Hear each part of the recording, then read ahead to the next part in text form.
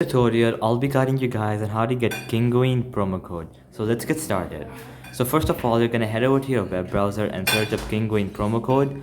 And once that is done, you're gonna scroll down until you see this website coupon follow. Once you see it, you're gonna click on it.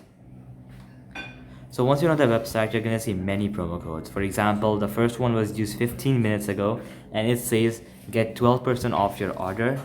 So start 12 savings is gonna give you a 12% off. So all you have to do is click copy. You're gonna click continue to Kinguin, which is gonna take you to their website. And once you're there, you can choose your products and use this code at checkout to claim the discount. Similarly, there are many other codes you can get. For example, 15% off with minimum spend, so you can click on that. So Tommy is again another code you can use for a discount. But now I'm gonna head over to some other website and show you a few more codes. You can scroll down until you see this website rethrift.com. It's a very popular one.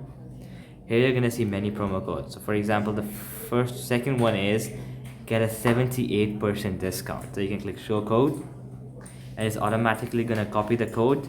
And as you can see, it was used almost 3,000 times and the success rate is okay. So it might work or might not work, but you can still give it a try.